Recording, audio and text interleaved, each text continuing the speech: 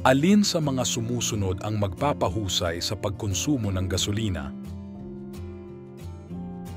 Sagot: pagbabawas ng bilis, tamang pagpepreno, at pagpaplano ng maayos. Ang tamang signal sa kamay para sa pagliko sa kanan ay? Sagot: kaliwang braso baluktot sa siko, kamay nakaturo sa taas. Papalapit ka sa isang kanto kung saan maraming sasakyan. Mayroong mga linya na may pagmamarka ng kalsada. Sa huling sandali na pagtanto mo na ikaw ay nasa maling linya, dapat mo? Sagot: magpatuloy sa linya na iyon.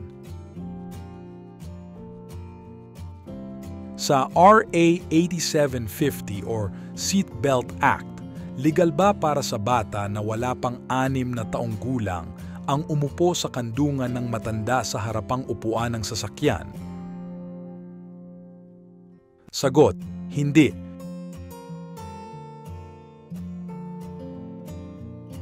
Ano ang dapat mong gawin kung ang isang paparating na sasakyan ay napilitang tumawid sa gitnang linya upang hindi mabangga ang isa pang sasakyan na biglang umalis sa kaniyang lane? Sagot: maging alisto o maingat, maghandang bagalan ang takbo at magbigay ng daan. Kapag nakakita ka ng ilaw pantrapiko na nagpalit mula sa dilaw, anong kulay ang dapat mong asahan na susunod? Sagot: pula.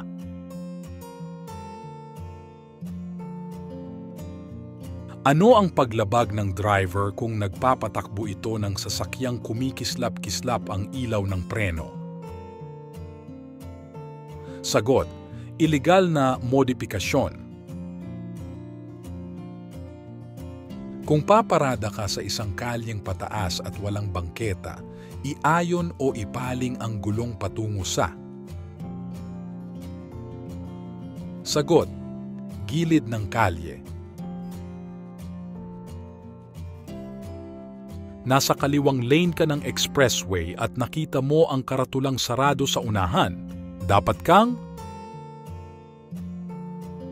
Sagot: mag-ingat na lumipat sa kanan. Maliban sa pagbukas ng iyong signal, ano ang marapat mong gawin kung patungo sa highway? Sagot: itugma ang bilis sa daloy ng trapiko sa loob ng highway. Anong kulay ng bandera ang kailangang ilagay para ipakita ang kargada na lumampas sa sasakyan? Sagot: pula.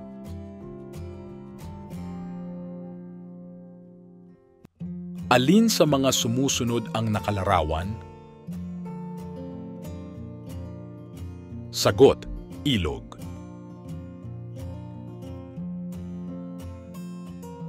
Kung itinuturo ng driver sa harapan mo ang kaliwang kamay ng pataas, siya ay? Sagot: liliko pa kanan. Ito ang tawag sa patuloy na daloy ng hangin na kailangan upang makaiwas ang driver na makalanghap ng masamang amoy upang hindi ito mahilo. Sagot: bentilasyon ng hangin.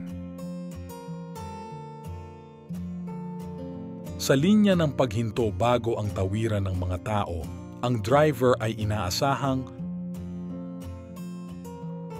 Sagot: huminto.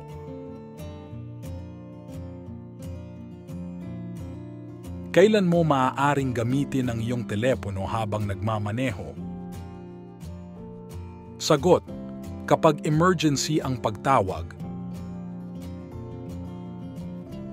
Paano ka dapat tumingin sa side mirror at rear view mirror habang nagmamaneho? Sagot: mabilis na pagsulyap. Alin sa mga sumusunod ang hindi lamang delikado kung hindi iligal din na gawin habang nagmamaneho? Sagot: Ang pagte-text o pagtawag habang nagmamaneho. Ang maramihang linya ng paglalakbay sa parehong direksyon ay nahahati ng anong kulay na linya sa daan? Sagot, puti.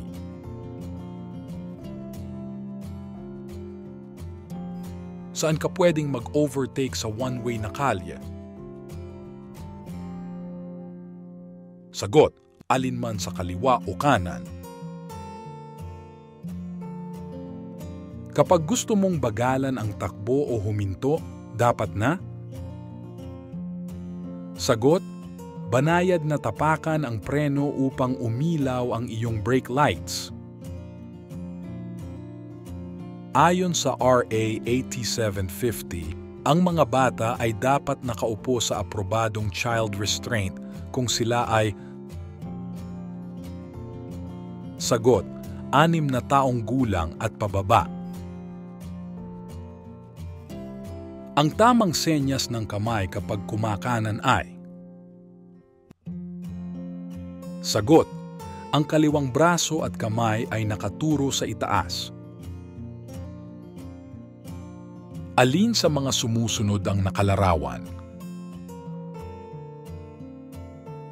Sagot, babala ng sangandaan. Ikaw ay naghahanap ng lugar kung saan pwedeng iparada ang iyong sasakyan. Ang lugar ay puno maliban sa puwang na minarkahang PWD o Person with Disability. Ikaw ay Sagot, hindi paparada doon maliban kung pinahihintulutan. Totoo ba na ang student driver ay hindi hinuhuli sa anumang paglabag sa batas trapiko? Sagot, hindi totoo. Ang violation ticket ay ibibigay sa nag-aaral. Sa pagmamaneho sa kalsada, dapat handa ang mga dokumentong ito. Sagot, may bisa na driver's license at updated na rehistro at insurance policy. Sa rotonda, alin ang may karapatan sa daan? Sagot, mga sasakyan sa rotonda. Kung bababa ang pasahero sa kotse, ano ang bahagi ng sasakyan ng pinakaligtas babaan? Sagot, kanang pintuan. Nagmamaneho ka sa expressway. Hihinto ka lamang kapag? Sagot, kapag tatawag para sa emergency. Alin sa mga sumusunod ang katotohanan tungkol sa mga seatbelt? Sagot, ang lahat ng mga upuang may seatbelt ay dapat gamitin ng maayos. Saan mo makikita ang senyas trapiko na ito? Sagot, sa haligi ng tulay tawiran. Ano pa ang maaaring makaapekto ng matindi sa iyong konsentrasyon bukod sa alak? Sagot, mga droga, pagod at malakas na kanta, mga billboard, tinted na bintana. Saang lugar madalas ipinagbabawal ang paglampas o di kaya'y paglusot? Sagot, sa kurbada. Ang student driver's permit ay may bisa na hanggang Sagot, 1 taon. Iiwanan mo ang iyong sasakyan sa kalsada, kailan mo pwedeng iwanang nakabukas ang makina? Sagot, hindi mo ito iiwanang nakabukas. Ano ang dapat mong gawin kung ikaw ay napipilitang magmaneho ng mabilis dahil sa mga motoristang nasa likuran mo? Sagot: gamitin ang directional signal, unti-unting lumipat sa daanan ng mga sasakyang mabagal ang takbo at hayaang makalampas ang mabibilis na sasakyan sa iyong kaliwa.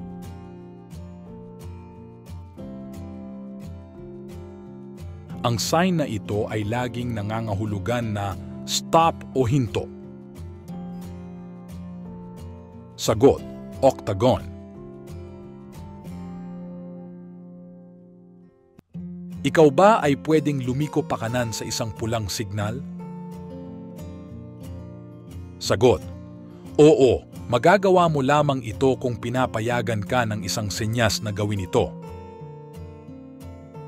Kailan ka dapat ganap na huminto? Sagot: kapag nakailaw na ang pulang traffic light.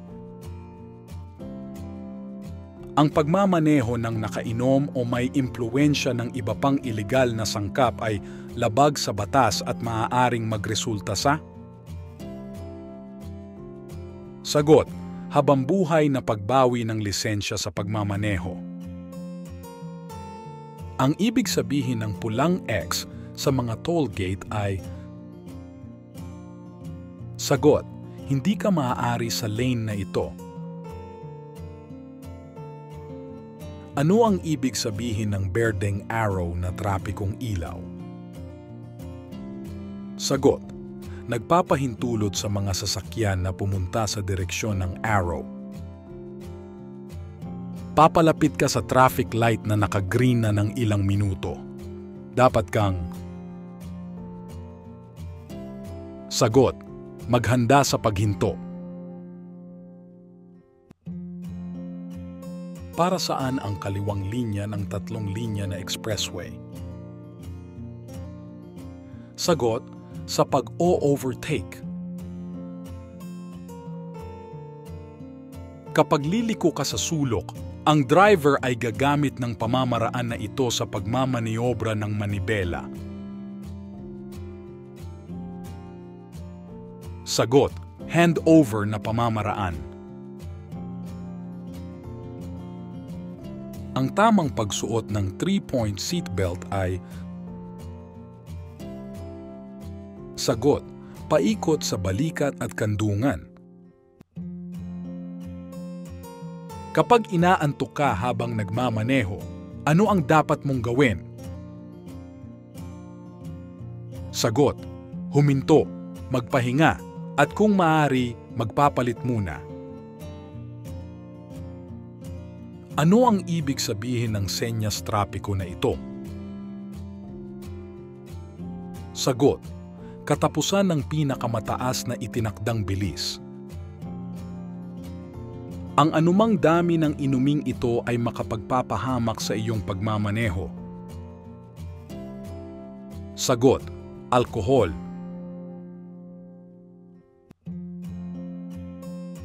Ano ang gagawin mo kung ikaw ay nakasunod sa student driver at ito ay huminto sa interseksyon?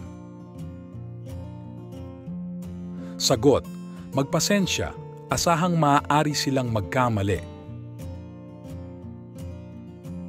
Ano ang ibig sabihin ng kumikislap na pulang ilaw pantrapiko? Sagot: huminto sa guhit ng paghinto at dumiretso kung walang panganib. Ano ang dapat mong gawin kapag dumadaan sa may paaralan? Sagot: bagalan ang takbo. Napansin mo na ang iyong sasakyan ay patuloy na tumatalbog kapag umaapak ka sa preno. Ano ang ibig sabihin nito? Sagot: pudpud na ang mga shock absorber. Kapag papalapit sa tawiran, ang dapat mong gawin ay Sagot: maghanda sa pagbagal at paghinto. Ang daloy ng trapiko sa mga rotonda sa Pilipinas ay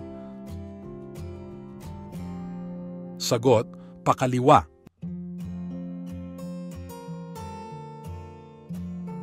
Ano ang dapat mong gawin kapag nasa interseksyon at nakarinig ng sirena sa likod mo?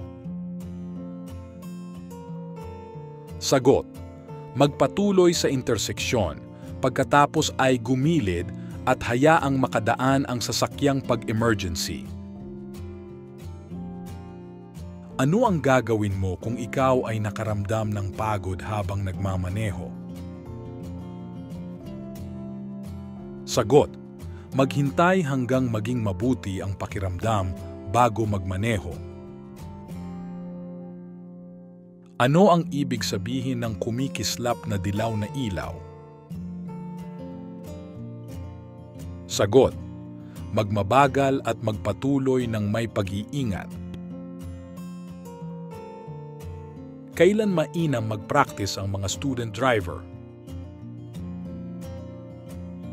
Sagot: kahit anong oras pero dapat labis na mag-ingat. Thank you, universe. Thank you, universe. Thank you, universe. Thank you, universe.